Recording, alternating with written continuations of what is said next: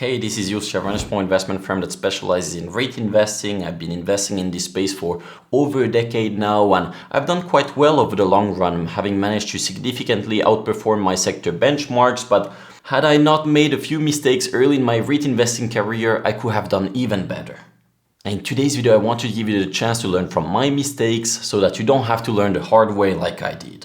But before I get into it, I want to show you an ad that we filmed for our REIT newsletter, High Yield Landlord. It's quite funny and only takes about 30 seconds.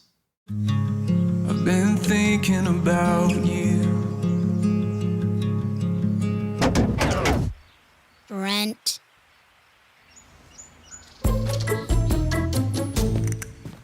Jussi Escola, Seeking Alpha's real estate expert.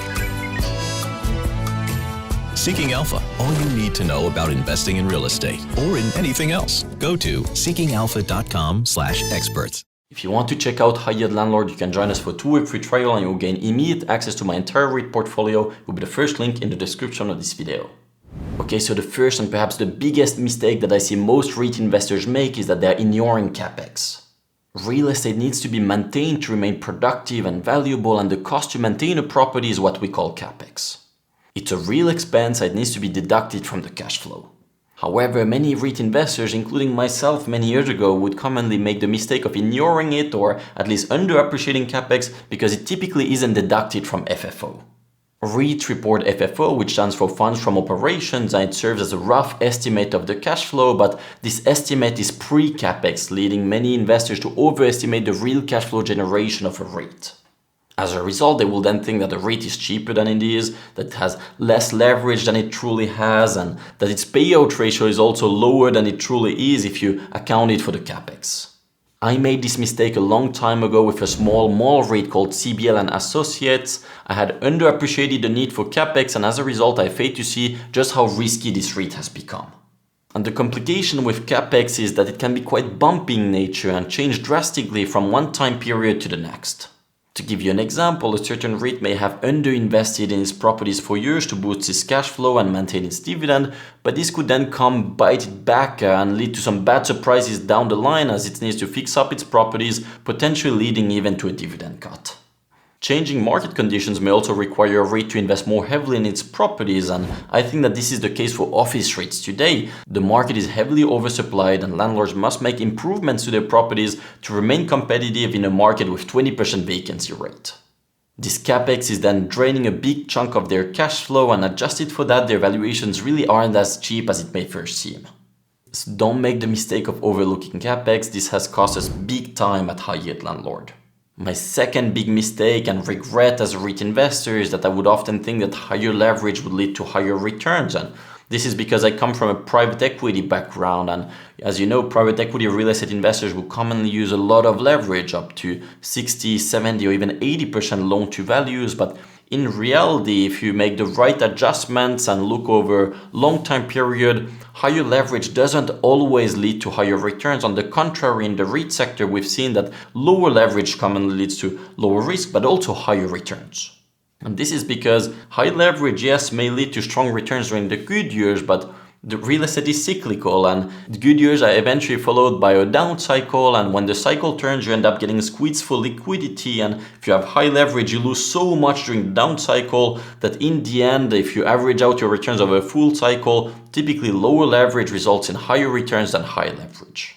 The great financial crisis was the perfect example of that. A lot of real estate investors, including REITs, went over leveraged into the crisis. They were squeezed for liquidity, they had to sell assets, they had to raise more equity at highly dilutive valuations, and this then hurt their returns significantly if you then average them out over a full cycle. Meanwhile, the more conservatively financed REITs were able to take advantage of the situation and buy a lot of properties at very low valuations. A great example of that is the case of Agri Realty Corporation, which is one of our favorite net lease REITs, versus Global Net Lease, which is one of our least favorite net lease REITs.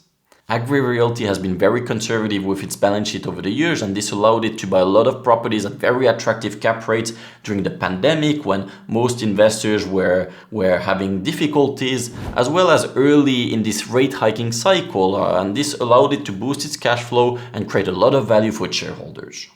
global net lease has found itself in the opposite situation. It has been forced to sell assets, cut its dividend, raise equity to manage its leverage, and it has resulted in very poor total returns over time, even despite it taking more risk in the form of higher leverage.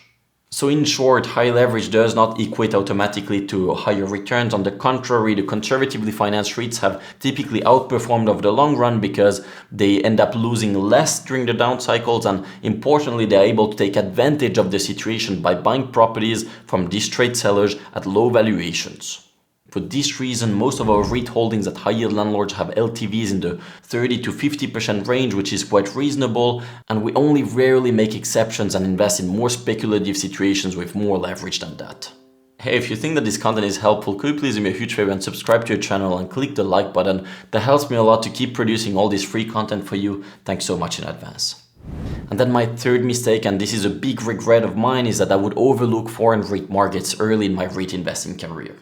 I would mostly invest in American REITs because this is by far the biggest and best developed REIT market, and as a result there's also a lot more research available on American REITs on platforms like Seeking Alpha, Substack, even YouTube these days. But unfortunately it was a lot harder to find research on foreign REITs, yet those are typically quite a bit more rewarding than American REITs.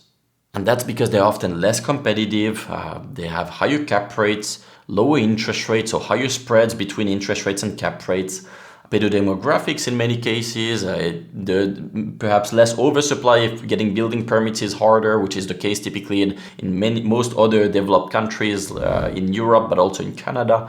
And so there are many reasons why foreign REITs often will be more rewarding than American REITs. And to be clear, this is not always the case, and you need to be very selective, even more so in foreign REIT markets. But there are a lot of opportunities, and despite all these advantages, I would add that foreign REITs often trade at materially lower valuations than American REITs. To give you a great example here, Storage Vault is the leading self-storage REIT in Canada. It has managed to earn its investors a 10x over the past decade.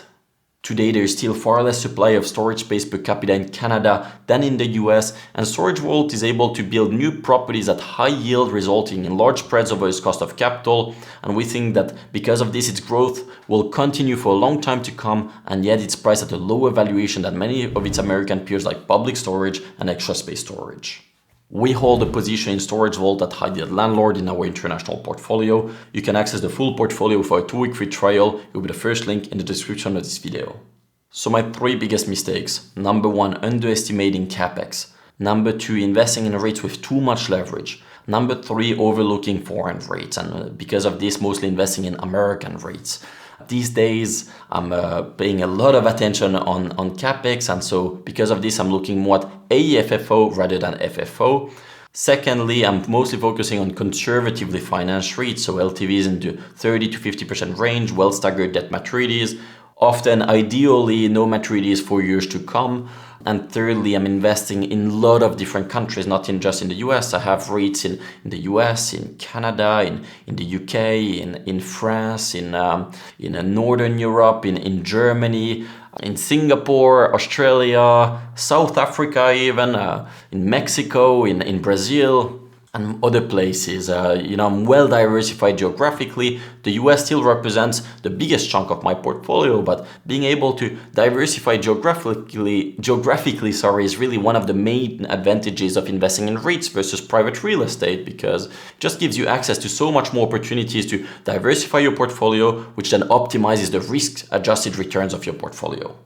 Once again, I appreciate your support. Please click the like button, that helps me a lot. Subscribe to your channel. Let me know if you have any questions in the comment section below, and see you at my next one. Bye-bye.